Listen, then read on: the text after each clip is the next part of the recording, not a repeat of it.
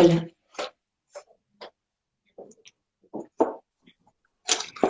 Hola. ¿Cómo ¿Me estás? escuchas bien? Sí, sí, Aquí, sí, todo bien.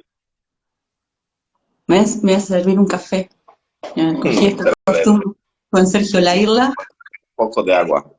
Un poquito, yo también tengo agua, tengo café y tengo ganas de empezar con esta transmisión. Un segundito, me pongo azúcar, damos la bienvenida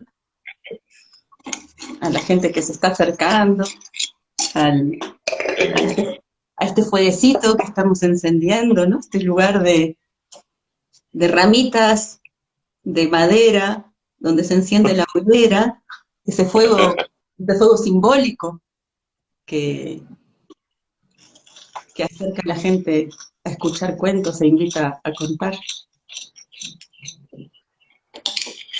Salute. Salud. Mm, Catalín, yo Dime. quería, a mí me encantó cómo, cómo presentaste tú el trabajo nuestro en la entrada que hiciste de nuestro trabajo. Y yo me tomé Sí. eh, la confianza de escribirlo, porque lo quiero leer, si no te importa, esta parte tan... ¿Te molesta que empiece por ahí? Y que, Ah, nada. pues, porque me parece, dice, había una vez este hombre o esta mujer que vivía en un mito. Su mito era el del rey Arturo. Tenía que sacar la espada Excalibur de la roca para confirmar que era un rey. Su Excalibur era un acto específico que por más que lo intentaba, pues no le salía. Y como no le salía, no podía apoderarse de su reino.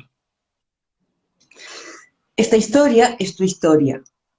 No conozco a nadie que no tenga que sacar una espada de una roca por lo menos una vez en su vida. Y claro, esa espada no quiere salir. La tenemos que encantar antes. Sí, totalmente.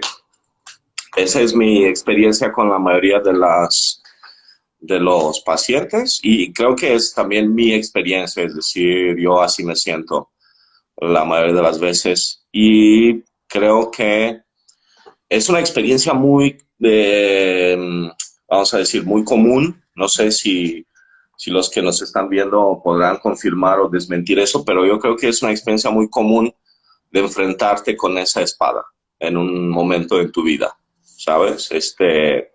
Y pensando en cómo presentar nuestra charla, me fui a un momento específico de mi vida.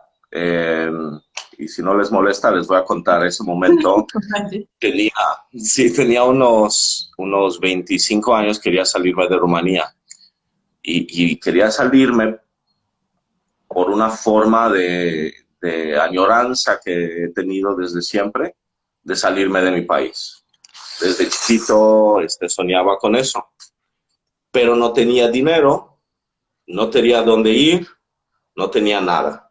Y entonces, yo me acuerdo que en esa época, lo único que hacía iba al aeropuerto.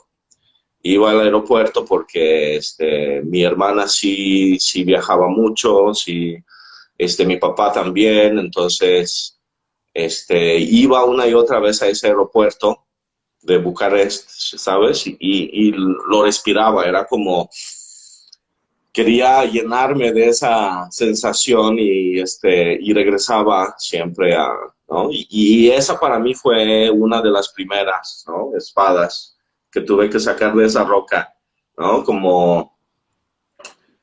Y es interesante para mí que en la mitología, por ejemplo, no se usa la lógica de la vida normal, ¿no? Es decir, lo que puse ahí, que hay que encantar, ¿no? Por ejemplo, eso es algo que es una regla de la mitología. Y no estamos, digamos, acostumbrados a ese tipo de actos.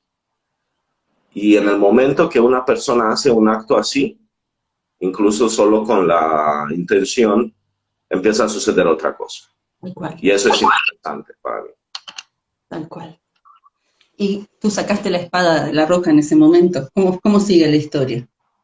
La historia es que yo necesitaba apoderarme de mi vida como la quería, ¿sí? Okay. Y eso pasaba a través de esa puerta del aeropuerto, ¿no? Pasaba a través de ese umbral que me llevaba a otros lugares. Entonces, yo me acuerdo que cuando iba al aeropuerto tenía esa intención, tenía la intención de soñar y de encantar, ¿no? A la vida, a que me permita un día viajar lejos, ¿no? Y entonces, una vez que yo salí por esa puerta, me acuerdo perfectamente, se abrió otro mundo. Y yo creo que ese mundo es diferente para cada uno de nosotros. Digo, no creo que se trata de viajar. Creo que se trata de ir lejos en mi caso. Mi necesidad profunda era ir lejos. ¿Y para ti cuál fue? Y para mí son muchos momentos. Eh, También yo comparto contigo este momento viaje. Yo también tenía ganas de... A mí me encantaba mi país, siempre me ha gustado mucho. No obstante, había algo dentro de mí que me invitaba a irme y también desde muy pequeña. Eh, y bueno, yo tenía, esta era como una dirección dentro de mí. Había algo que estaba al otro lado del mar que estaba por realizarse. Era la tierra prometida, era el reino al que yo tenía que, era la metáfora del reino que yo tenía que conquistar dentro de mí. Entonces, mientras eh, yo iba creciendo, me iba preparando. Yo creo que en mí este deseo, porque me lo he preguntado muchas veces, ¿cómo se va creando el deseo o la intención para poder dar ese paso? Y yo creo, en mi caso, eh, tiene que ver con mi abuelo Sleiman, que le decíamos el abuelo Salomón, el abuelo libanés, que vino del Líbano y se quedó en Uruguay. Y el abuelo Sleiman, cuando yo era muy pequeña, volvió al Líbano, volvió, volvió de viaje. Cuando regresó a Uruguay, poco tiempo después murió. Pero el viaje de la... Yo no sé qué edad tenía como 4 años, creo que cuando murió mi abuelo, y yo adoraba a mi abuelo. Ese viaje de mi abuelo, para mí, en esa niña de 4 años, era un viaje mítico, porque mi abuelo, yo sabía que era árabe, él hablaba distinto, y, y él me contaba cosas. Yo tengo montones de recuerdos de mi abuelo, ¿no? Era pequeñísima, pero tengo montones de recuerdos de él. Y lo que él me contaba, para mí era algo que tenía que ver con algo que yo no conocía, yo desconocía, y ese misterio a mí me llamaba. Y yo creo que ahí comenzó a conformarse esta necesidad, que es cuando, bueno, en algún momento tú le pides permiso, como hacen los héroes, muchos héroes de cuento, que le dicen a papá y a mamá, quiero ir a recorrer el mundo. Y generalmente en muchos cuentos, el papá y la mamá del héroe dicen, le dan la bendición, le dan un trozo de queso y de pan, se lo ponen en el latillo y el héroe sale. Entonces, yo siento que de alguna forma no tuve que sacar en ese sentido una espada, o a lo mejor sí, pero en ese momento yo siento que hice otro viaje, que era pedirle permiso a papá y a mamá de dentro. Y me lo concedieron. Y me fui. Y comencé una aventura, también con viaje. Y después, a partir de ahí, comienzan a entrar muchos otros motivos de viajes. Lo que pasa, creo que yo la espada la saqué estando aquí. Empecé a sacarla. O empecé y era una espada que tenía que ver con con limitaciones fuertes y con el aprender una cultura nueva, que aunque muy similar al lugar de donde yo venía, tiene muchos puntos de diferencia. Y yo ahí tuve que intentar sacar esa espada una y otra vez.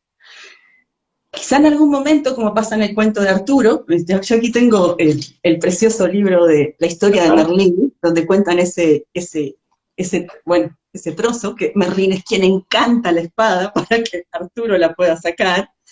En algún momento, casi como sin querer, como pasa con Arturo, tú pasas por delante de la iglesia donde está la espada, y porque pasa algo que te llama, es más fuerte que tú, la sacas. Y ni te das cuenta que has sacado la espada que te capacita para ser soberano de ti. Es maravilloso. Totalmente. ¿Te acuerdas esa historia que bueno, vamos a hacer un poco de contexto. Hace unos meses atrás tú participaste en un congreso, ¿te acuerdas? Y me mandaste el video, el audio de la conferencia, y en ese momento yo estaba cambiándome de casa. Y entonces, el día después de que me cambié de casa, me fui a la tiendita y perdí mi cartera. No sé si te acuerdas. Me acuerdo, sí. Sí. Y me di cuenta el día siguiente. Y entonces, la busqué, estaba desesperado, tenía que cambiar todos mis papeles, era una situación muy complicada. Y entonces me acuerdo que me acordé de tu charla, de tu conferencia, y pensé que se tiene que abrir otro mundo. Es decir, que quizá en el mundo normal no podía ya hacer más, pero tenía que abrir otra dimensión y te escribí y te dije y después me tomé una siesta porque ya no tenía nada que hacer y hubo una sensación que se apoderó como de tranquilidad de que iba a aparecer y justo me escribió una persona y me dijo, oye, encontré tu cartera y nos vemos en tal lugar a tal hora. Y yo le hablé a un amigo y le dije, ven conmigo. Ese amigo para mí es como el personaje del guardián, ¿sabes? Sí. Yo creo que todos tenemos un guardián. Entonces yo hablé y le pregunté a mi guardián, a mi amigo, le pregunté, oye, ¿cuánto debería darle a esta persona por regresar mi cartera? Y él me dijo una suma de dinero muy decente. Y yo en ese momento sentí que iba a romper algo y que tenía que darle todo el dinero que tenía en la cartera. Ni más ni menos, ni mucho ni poco, sino que tenía que hacer ese pago para estar tranquilo, ¿sabes? Para no romper un orden. No sé si a ti te ha pasado esa sensación de que hay un orden visible y un orden invisible en nuestra vida. Tal cual. Y cuanto más permitimos que ese orden invisible entre, cuanto más flexibles nos volvemos, mejor funciona y fluye. Y aparecen los personajes. Yo creo que te comentaba, que para mí es un cuento mío, que forma parte de mi cuento cotidiano, de mi cuento de vida, un momento en que estoy viviendo aquí. Esto sucedió hace 3 años atrás, a principios de 2018. Pasa algo con mi familia de origen en Uruguay, hay un problema y yo estoy preocupada aquí por lo que está pasando allí. Y hay una historia, hay un litigio, hay una historia, ¿cómo se dice? Una historia de juicio, una historia de abogados de por medio. Y yo estoy un poco pendiente de eso, y un día voy a tomarme un café en el bar del pueblo, y cuando salgo me encuentro con el loco de Dios para mí, el loco del pueblo, el personaje que puede ser el personaje de Tarot, que se acerca y me dice, ¿quieres que te regale un libro? Y yo me quedo maravillada, me va a regalar un libro. Y me da un libro y son Los Hermanos Karamazov. Y yo es un libro que amo profundamente, me lo está entregando, me lo está regalando el loco de Dios.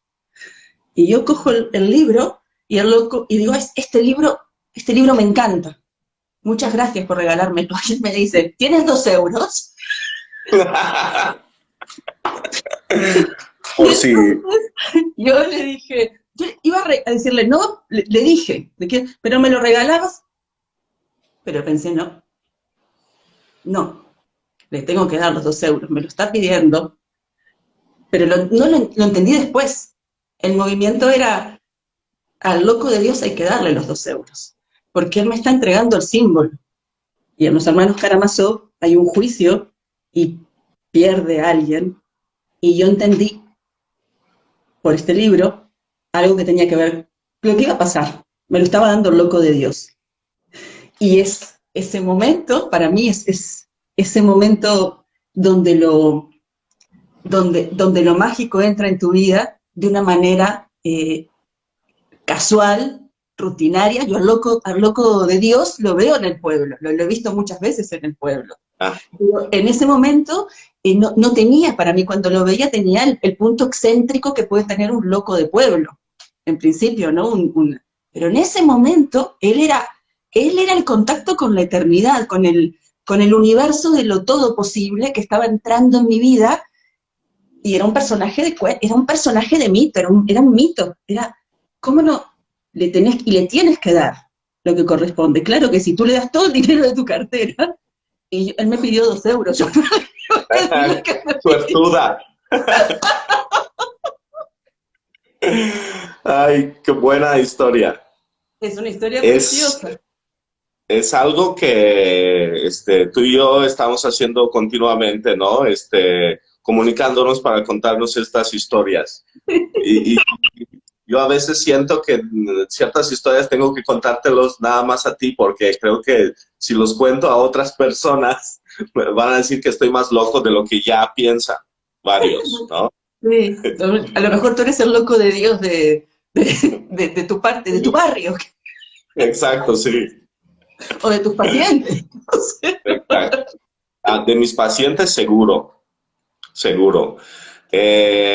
Lo que estamos proponiendo es que, o lo que estamos intentando decir, más allá de esas anécdotas, es que hay una dimensión mitológica presente en nuestra vida de día a día. Y el problema, entre comillas, a veces es no detectar esa dimensión o no tener acceso a esa dimensión. Y para mí, hablando con muchos pacientes y a veces alumnos, y con mis hijas también es ordenar o reordenar esa realidad en un sentido mitológico. No sé si tú seguramente puedes intuir a lo que me refiero, es reordenar una realidad mal ordenada, ¿no? Y para mí, desde que tengo uso de razón, me encantaba leer y me sigue encantando leer, y entonces cuando era chiquito teníamos un libro que yo ya no sé qué pasó con esos libros que teníamos cuando éramos chiquitos, pero era un libro con todas las leyendas del mundo, ¿sí? De Escandinavia, de Francia estaba el rey Arturo, y yo leí ese libro 10 veces o más, y me perdía en esas historias porque hay una sensación que esas historias nos están hablando directamente a nosotros. Sí. Entonces, a veces a mí me encanta la historia el nudo gordiano, ¿sabes? El nudo gordiano es una de mis historias favoritas porque está para mí hablando de... hay una cosa ahí interesante. Por ejemplo, está ese pueblo que tiene una ley, y la ley y la predicción que tiene ese pueblo. Y yo creo que una de las cosas que sucede es que cada familia tiene una predicción y una ley, ¿sabes? Y hay que entender eso, y siempre existe una persona en esa familia que rompe esa predicción, esa ley. Pero lo que a mí me interesa mucho en ese cuento y me fascina cada vez que lo pienso es la idea de que alguien dice, eh, la persona que nos va a gobernar es esa persona que puede desenredar ese nudo, que es enorme y es complicadísimo, ¿no? Y a veces es como nuestra cultura para mí, es como eh, para gobernar tu vida tienes que desenredar ese enorme nudo y ahí metemos un montón de cosas, un montón de relaciones, un montón de historias en ese nudo, cada uno en su nudo, ¿no? Y a mí me encanta el momento que Alejandro este, se da cuenta de que nunca jamás va a poder desenredarlo. Sin embargo, tiene que hacer algo porque si no, sin ese nudo no lo van a reconocer. Y es la misma historia de la espada de... Tal cual. Tienes que apoderarte del espacio de tu vida, ¿sí? Y entonces lo corta. Y ese es un acto que yo creo que yo lo veo todos los días como romper las reglas, romper los paradigmas, no tener reverencia, respeto hacia las ideas, ¿sabes? A mí me pasa mucho en consulta que alguien viene y me dice algo como, por ejemplo, tengo un problema de autoestima. Y yo muchas veces lo que les digo es, yo creo que no existe autoestima. Entonces, si no existe autoestima, ¿cómo puedes tener un problema de autoestima? O sea, a mí me encanta ese movimiento de cortar ese nudo de inicio, porque la trampa consiste en un día, ¿no? Después de décadas, meses, años, si tengo paciencia, los voy a desenredar, ¿sabes? Pero hay una trampa ahí para mí, que es que nos metemos después en un concepto y ese concepto nos condiciona totalmente. Es decir, ya no puedes hacer lo que quieres, porque está este nudo, ¿sí? Y como todos lo veneran al nudo, porque es la señal que un día viene una persona, el Mesías, ¿no? Y lo desenreda, esa es la trampa de ese grupo de personas, ¿sabes? Y a veces yo siento que nuestra trampa es muchas veces en aceptar algo que se heredó o que alguien decidió que así es. Y no vivir bajo un criterio de nuestra propia mitología. Tal cual. ¿Cuál es tu regla? No sé qué opinas.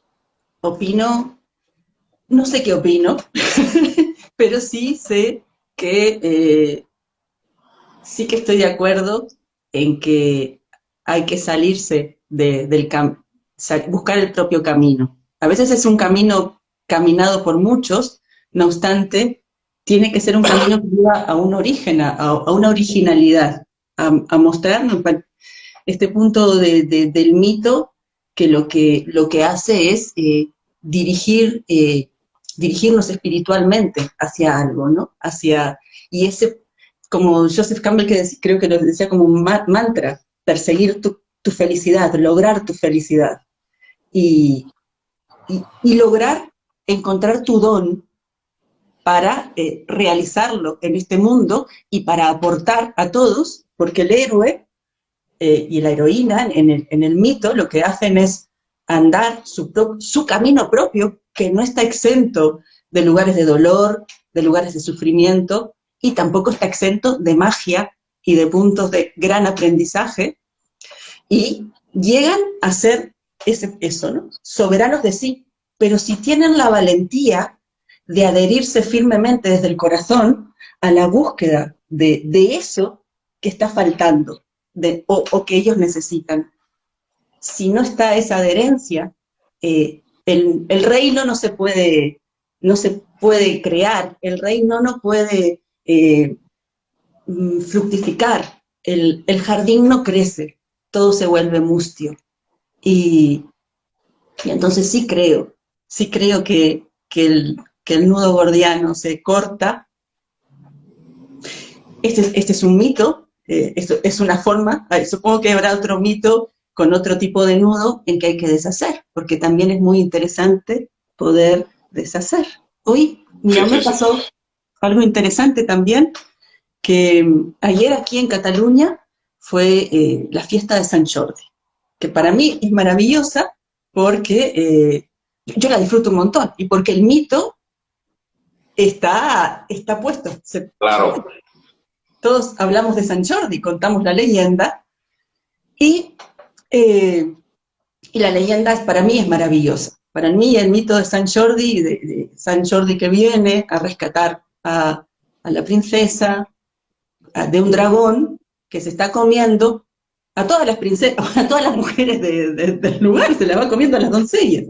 Y queda la princesa, la hija del rey, que tiene que, este mito tiene se cuenta de distintas maneras. Y llega este caballero andante, como muy, muy medieval en este punto, muy de esta época de caballeresca, y entonces en algunas leyendas él mata al dragón y después se casa con esta princesa, y en otras no, él sigue su camino. Es Ok. así. Lo interesante es que mata al dragón y crece un rosal de la sangre del dragón, ¿no? ¿Sí? ¿Qué sucedería si no mata al dragón? Ahí está interesante. Aquí vamos. Porque yo creo, mira que me encantaste, me encantó. Claro, ahora lo maravilloso de contar las viejas historias es que tenemos muchas historias para contar y muchas versiones y muchas visiones de un mismo tema. Este Sant Jordi, esta leyenda de Sant Jordi, en esta es necesario parece ser que es necesario que él mate al dragón, porque este es un dragón, no sé, a nivel simbólico, yo no sé qué está pasando en ese reino, qué pasa con ese rey que permite que haya entrado esta bestia. Es un dragón oscuro, es un dragón sombra, es un dragón que no permite que lo femenino fecunde, se está comiendo a la belleza del sentimiento joven, a las doncellas. Y viene el caballero, tiene que ser un movimiento muy fuerte, muy heavy, ¡pac!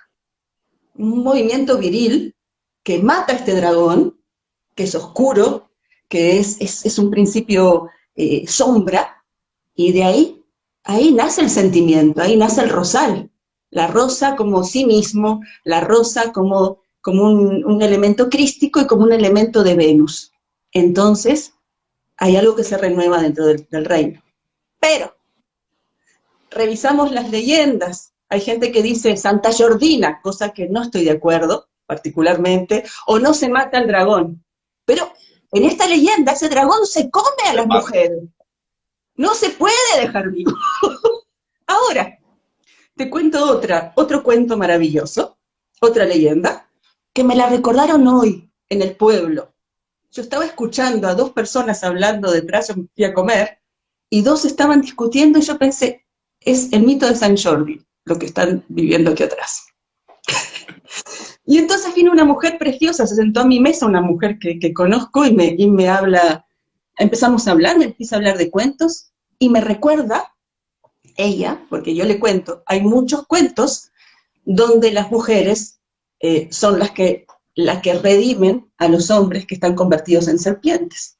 Y ella me dice, está la leyenda de Santa Marta. ¡Ah! Carola se llama esta mujer. Dije, Carola, me has traído el insight que necesitaba. Leyenda de Santa Marta. Santa Marta es la hermana de Lázaro. ¿Te acuerdas? Sí, sí, sí. Tú dijiste que la cueva tenía algo de Lázaro, de nuestra presentación. Es la hermana de Lázaro y de María, y cuando muere Jesús, María Magdalena, Santa Marta, Lázaro, María, un grupito de seguidores de Jesús, se van a vivir al sur de Francia. Y Marta es una mujer que está ahí, con este grupo de gente. Bueno, no sabemos por qué. Lo cierto es que hay un dragón en Tarascón, que llaman la Tarasque o algo así. Un dragón terrible que también se come a la gente y que además lanza mierda. Lanza mierda. Mata a todo el mundo. Es terrible ese dragón. ¿Literal o...? No, mierda, sí, mierda de dragón. Es así. Ya. Tiene puntos catológicos de mí. Santa Marta dice, voy a ir a ver ese dragón. Va, se encuentra con el dragón que en ese momento se está comiendo a un hombre y con agua bendita la rocía por encima del dragón y el dragón se convierte en un animalito doméstico que va con ella a todos lados. Entonces, los símbolos tienen tantos significados y los mitos se pueden ver de un lado, de otro, aunque estén hablando del mismo tema. Son diferentes maneras de abordar. El nudo gordiano se puede cortar, o a lo mejor viene un principio femenino que dice, no, yo lo voy a deshacer de esta manera. Claro. Sí. Entiendo lo que dices. Y estoy totalmente de acuerdo. Creo que uno tiene que encontrar su cómo, ¿no? Mito. Su cómo personal. Sí. Hay un cuento en Rumanía que es más, no me acuerdo si te lo había contado, pero es como el cuento del nacimiento de los romanos. Y eso a mí se me hace muy interesante y es muy antiguo y varias versiones están en toda la región de los Balcanes. Es decir, cada país ahí tiene una versión de ese cuento. De hecho, cada país ahí tiene una versión de los mismos, no sé, 5 o 10 cuentos. Ok. Sí. Es como la comida, es la misma comida, es el mismo cuento. Entonces, en ese cuento que es, se trata de un pastor. Y ese pastor tiene 2 hermanos. Son 3 pastores. Y el más chiquito, por alguna razón, todas sus ovejitas son maravillosas, gorditas, no se desmueren, encuentra los mejores pastizales y él no hace nada para hacerlo. Y entonces los otros 2 dicen, ¿y si matamos a este cabrón y nos quedamos con sus ovejas? Entonces, este pastor tiene una ovejita que escucha lo que dicen estos 2 cabrones. Y entonces, ahí es lo interesante. Escucha y uno diría, ok, entonces va y le cuenta. No va ni le cuenta. Solo deja de comer. Deja de comer la oveja. ¿Sí? Y entonces el pastor la ve. Y la ve que ya no tiene apetito y la ve que está triste. ¿Sí? Pero para mí es interesante, oye, ¿por qué no va y le dice? Porque es obvio que habla el idioma. Porque ya entendió. Y entonces el pastor se acerca y le pregunta, oye, ovejita, ¿qué te pasa? Yo veo que ya no comes, yo veo que ya no duermes, yo veo que ya estás... ¿Sí? Y entonces la oveja le dice. Y ese es un punto para mí fundamental, es ¿por qué no le dice desde el inicio? Porque así no funcionan las cosas en el mundo Porque mitológico. así no funciona, ¿no? Sí. No. Es Así es. otra lógica, otra historia.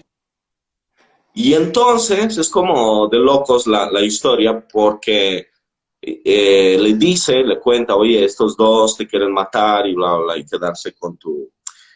Y entonces, algo paradójico, el pastor lo que hace es, le dice, ok, después de que me maten, es decir, no voy a hacer nada al respecto, te encargo que vayas con mi mamá. ¿Qué? Sí, y nosotros crecimos con esa historia de chiquito. Yo estaba alucinando siempre, era como, ¿pero por qué? ¿No? Y más adelante tuvo todo el sentido del mundo. Entonces A ver. el pastor te encargo que vayas con mi mamá y quiero que le digas que me casé. Y entonces el pastor empieza a contarle la historia de su boda a la oveja. Es decir, quién fue que estaban invitados ahí, el sol y la luna, las montañas, el mar, ¿sabes? Los animales del bosque, que había no sé qué, de todo, que la novia era hermosa, y así termina el cuento, Dinora. Es la boda. La No boda. sabemos, entre comillas, no sabemos si lo mataron o no lo mataron. Si la oveja pudo sobrevivir y se fue y le contó la historia, ¿sabes? Y eso a mí me habla de que eso no es relevante. Cuando algo no se cuenta, no es el punto, ¿sabes? Yo a veces siento que, por lo menos yo y personas que conozco, estamos intentando hacer de la vida un cuento en donde, ¿y entonces qué pasa? ¿Lo matan o no lo matan? Es Claro. que no es relevante, pero nosotros nos enfocamos en esa parte de la historia. ¿Qué pasa? ¿Sabes? Y en realidad lo importante de la historia es cómo pasa. No sé si... Sí, sí.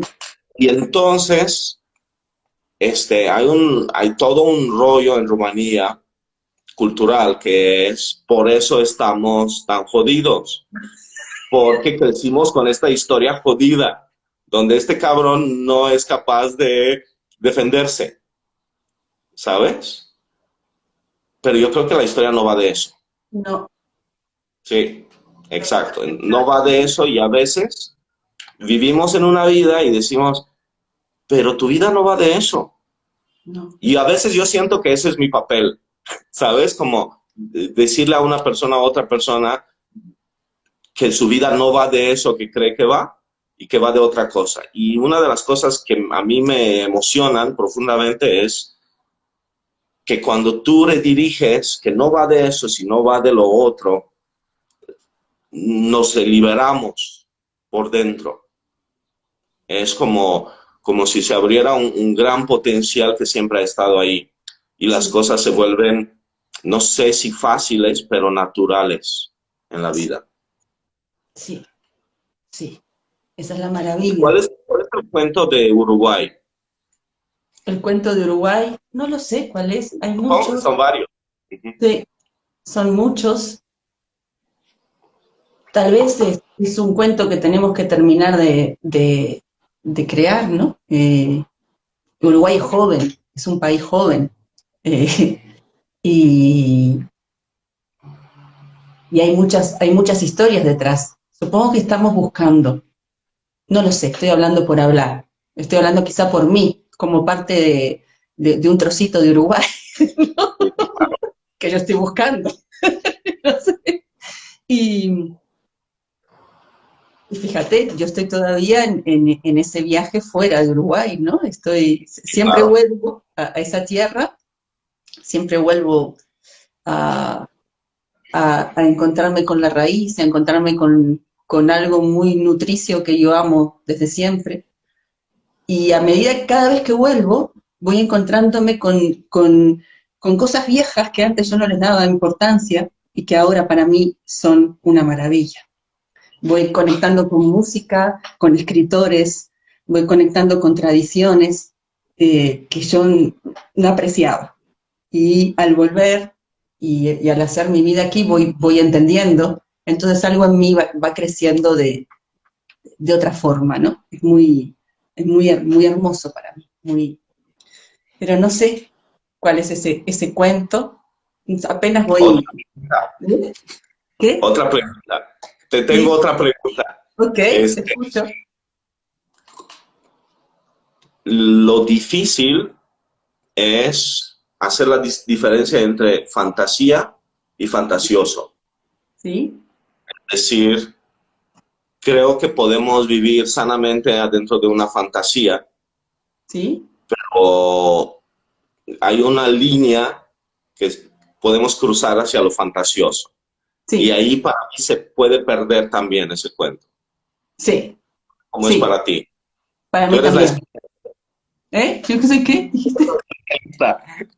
Porque se va un poquito la voz. ¿Yo soy qué? ¿Yo soy qué? ¿Mi hijo?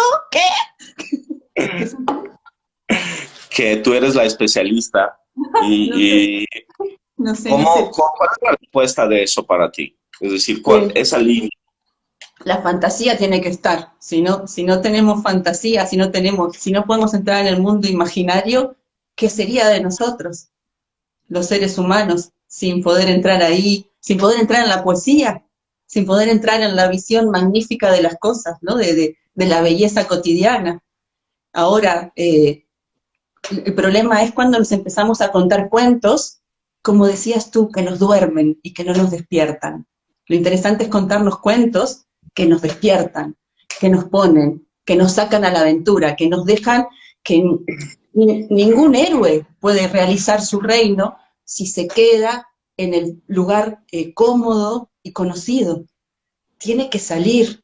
Y los viajes son largos. Lo que sabemos por las historias es que los viajes duran muchísimo. Y que lo que nos regala el cuento siempre es la fe, la promesa de que lo realizaremos. Si Sí, salimos y lo seguimos, que tendremos momentos en que dudaremos, momentos en que nos querremos morir, momentos en que las cosas carecerán de sentido. Pero si seguimos y seguimos y seguimos, lo realizamos. Y esto para mí no es, esto para mí es realidad. Esto es el poder de ese lugar de la fantasía mágica, es el poder de la magia, ¿no? De la magia contada así, pero que es el poder cotidiano. Lo otro ya es, yo me puedo contar una historia preciosa, y quedarme en esa historia y no evolucionar, no crecer. Y sin embargo, creerme esa historia que me he contado. Pero estoy viviendo algo que no, bueno, es una opción sí. de vida, es una opción. Forma parte de otro cuento, pero no es un cuento sanador desde mi sentir. Es un cuento, es un cuento que agrega sufrimiento o que agrega eh, irrealización, ¿no? ¿No? No sé si te Sí, contesté la pregunta. Sí. sí, sí, sí, sí me contestaste, sí. ¿Tú quieres preguntarme algo? Ay, querría preguntar muchas cosas. Por ejemplo, pero discúlpame, pero esto es una pregunta muy pragmática. Es, ¿A qué hora terminamos? no, ¿a qué hora terminamos? ¿Qué hora es? No tengo la menor idea. Vale, vale, porque tengo miedo de que se corte esto. Estoy mirando, creo, no sé. Eh, no, a mí siempre lo que me encanta cuando hablo contigo es cómo tú coges un elemento mítico y lo transformas en algo cotidiano. Para mí este es un arte tuyo. Es como, eh, y, y no sé, no tengo pregunta en cuanto a esto. Sencillamente me gusta saber cómo lo haces. No sé si desde siempre lo tuviste o fue algo que comenzaste a ir realizando a la medida que fuiste creciendo y fuiste entendiendo algo. Eh, mm, Creo que es una historia de que a mí no me interesa el otro mundo, me interesa el que me interesa. Lo he tenido bastante. Un día tenía unos 14 años y me acuerdo, estaba en la calle, estaba mirando a las personas y como cualquier adolescente que no está totalmente bien de la cabeza, y entonces digo, me imaginé lo siguiente, me imaginé que las personas que estaban caminando por la calle, estaban corriendo, estaban hablando por teléfono, estaban haciendo cosas. Dije, ¿y qué tal si estas personas en realidad no tienen una razón real de hacer eso? Todos están locos, ¿Ya? ¿sabes? Y entonces de repente haz de cuenta que se abrió ese panorama y dije, me encantó a mí ese momento y creo que me cambió un poco la vida en ese momento porque los miraba y decía, claro, todos están locos, pero clarísimo. Y entonces me pregunté cuál es la diferencia entre, cómo saber si una persona está loca o no, Ah, qué ¿sabes? interesante. Realmente, cómo saber realmente si una persona está loca o no. Y por ahí va mi asunto, que es que yo creo que una persona no está loca si sigue ese cuento que tiene adentro. Y puede ser muy loca si sigue un cuento que no tiene adentro, sino como el cuento que me dijeron que era, en cierto sentido, ¿no? Entonces, en ese momento lo que yo vi es como la gente tenía prisa, por ejemplo, y dices, pues en realidad están súper locos porque no saben por qué tienen prisa, ¿no? Y a mí me encantó, y después me fui a estudiar cine, justo por eso me interesaba meterme más en eso, ¿sabes? Y me encantó, en Rumanía en esa época se estudiaba mucho el cine soviético, el cine ruso, y me encantaba Tarkovsky con su caballo blanco que aparece por ahí siempre, Claro, y tío. Es que sí, y en la Universidad de Cine descubrí que yo no quería hacer cine. Es lo que yo descubrí, sin embargo, creo que fue la mejor experiencia que pude haber tenido porque entendí la diferencia entre el cuento escrito y el cuento oral. Es decir, ahí se hace una énfasis muy clara tienes que contarlo como si estuviéramos reunidos alrededor de un fuego. Entonces, un montón de ejercicios eran eso, eh, ¿de qué va tu película? Tienes que contármelo, ¿no? me encanta. Y entonces, sí, en el primer año de universidad teníamos que hacer un proyecto, teníamos que hacer una película, un cortometraje. Y mi cortometraje era sobre una mujer que estaba loca y estaba internada en un instituto de eso para personas locas y se enamora de un chico que también está ahí. Y entonces salió un desastre el proyecto, pero eh, me acuerdo que el maestro dijo, ¿cómo los voy a calificar? Y dijo algo que a mí me marcó. Dijo, si hay un solo momento en su historia, uno solo, que me emociona, tienen 10. Pero tiene que haber un momento que me emocione. No me interesa cómo está actuado, cómo está editado, porque obviamente no sabíamos ni madres ni de actuación, ni de dirección, ni de nada. Y entonces, a este momento en mi película, que ya no la tengo, en donde estos dos se encuentran en la noche y hacen el amor. Y entonces grabé la escena a través de el vidrio de la puerta, ¿sabes? Sí, Entonces era como si te asomaras a un mundo fantástico, porque además el vidrio lo que hacía era deformar un poco la imagen, ¿no? Y me acuerdo, era invierno, eran como menos 15 grados y teníamos que grabar la escena de amor. Y la actriz, entre comillas, eran todos compañeros. Entonces, ella estaba casada y él estaba casado, ¿sí? Y entonces tenían que quitarse la ropa, cosas así. Eran menos 15 grados, no había calefacción. Era como, vamos a grabarlo en chinga, ¿no? Entonces el hombre se me acerca y me dice, ¿sabes que yo no me puedo hacer eso? Que yo estoy casado. mira. Sí, sí, sí. La chava no. Y no iban a hacer el amor, obviamente, iban a fingir, pero para él era como, yo no puedo cruzar eso, ¿sabes? Y me acuerdo que lo llevé aparte y le conté de qué iba su vida, ¿sabes? Le dije, mira, cabrón, eso no es sobre tu matrimonio, esto es amor y tú lo puedes trasladar donde tú quieras, pero esta escena es sobre el amor. Y entonces se quitó la ropa y se metió en la, ¿sabes? En la escena. Sí, se metió en la escena y salió. Y el maestro que vio la escena dijo, esta es la única escena que me emociona. Hola, qué bonito. ¿Y qué Sí. pasó? ¿Te puso un 10? Sí, sí, digo, eso era irrelevante porque pues, Pues yo te tengo una a pregunta, mí, ¿y qué pasó? a mí lo que me gustó es el criterio. Si te fijas, el criterio que tenía el maestro era mitológico. Tal cual.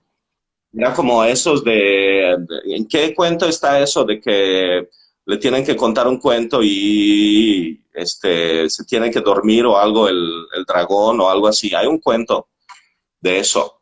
Sí, pero no me acuerdo cuál Es es. como, es como una prueba, es como un acertijo. Tal cual. Quieres pasar al siguiente nivel, Sí, tienes que emocionar. sí, sí, tal cual. Tal cual. Tal cual. Me encanta. Me encanta. A mí no, a mí me gusta contar historias por lo que me pasaba a mí de pequeña con ellas. Que yo siento y creo que, y hoy justo un amigo me mandó un mensaje por Instagram contando, diciendo que, es muy similar lo que él me contó a lo que me pasaba a mí. Yo siento que el haber escuchado muchas historias de pequeña, a mí me dieron fuerza para la vida y me dieron dirección y me salvaron y me cuidaron mucho en muchos momentos de mi vida. Eh, y sé también, por ejemplo, por el trabajo con mi hija como mamá, de acompañarla, que estas historias antiguas, por ejemplo, que son las que a mí me gustan mucho, a mi hija en momentos muy, muy especiales de su vida le dieron mucha fuerza para poder encarar y para poder salir al mundo. Y no me, tengo un recuerdo muy, que lo he contado algunas veces, en un momento en que ella tuvo un conflicto siendo muy, muy pequeña, con 7 años, más o menos, 7 6 7 años, un conflicto que para ella fue muy duro y para mí también. Ella no quería volver a la escuela y lo que necesitaba era estar conmigo y que yo le contara cuentos, pero no me pedía cuentos fáciles. Me pedía cuentos, por ejemplo, me pidió mucho un cuento de los hermanos Grimm que se llama El fiel Juan, que es terrible, porque el fiel Juan al final muere, se vuelve piedra y el rey y la reina matan a sus hijos para rociarlo con agua, con la sangre de los hijos, para que vuelva a ser de nuevo de carne y hueso él y estar vivo, y los hijos después renacen. Mi hija me pidió que este cuento se lo contara, y se lo contara, y se lo contara, y me pidió que le contara muchas veces Juan de Hierro. Y de pronto en un momento dijo, quiero ir a la escuela, vamos a ir a buscar una cosa a la escuela, y después ya se quedó. Pero a mí siempre me quedó grabado este momento, y yo lo entendía por lo que a mí me ha pasado en la vida. Entonces me, no sé, este punto de contar estas historias, yo sé que puede aportar algo que es intangible y extraño, eh, pero que toca algún lugar nuestro tan profundo y, que es espiritual, es espiritual es esto, es esta mística cotidiana, que está en todo, que está, no necesito ponerme a meditar para conectar con esto, puedo escuchar un cuento y este cuento me lleva a ese lugar sin lugar, a ese tiempo sin tiempo, donde todo es posible, y donde un profesor se enamora de una escena y dice, esta es la que vale, ¿no? Es como, Así es, cariño, yo creo que ya es hora, de por lo que terminar. de terminar. Yo me seguiría contigo un montón de rato más hablando, pero Yo esto es una también, hora. sí. Ok, Vamos muy a bien. hacerlo, creo que te vas a tener que ir tú primero, porque, a ver que, y no sé si, no sé, yo creo que Sí, sí, ya, sí. Ok, y no sé, listo. la gente que está, muchísimas gracias por haber estado aquí, por haber Claro, estado. escucharlos, sí, Y seguimos en contacto, seguimos trabajando. Gracias, sí. Catalina. A ti, Hasta pronto. Chao. chao. Todavía no sé cómo salir. Ok, Tienen que tenerme paciencia. Posiblemente me voy a salir de repente. yo te Ya espero. estoy, ya. Ok, Me voy a salir. dale. Bye, un beso. Chao, Natalí. Beso. Se fue. Ok. Y entonces, a ver, no sé si se fue o no, pero yo ya también me voy y un abrazo grande y hasta pronto. Chao. No, no sé cómo me voy.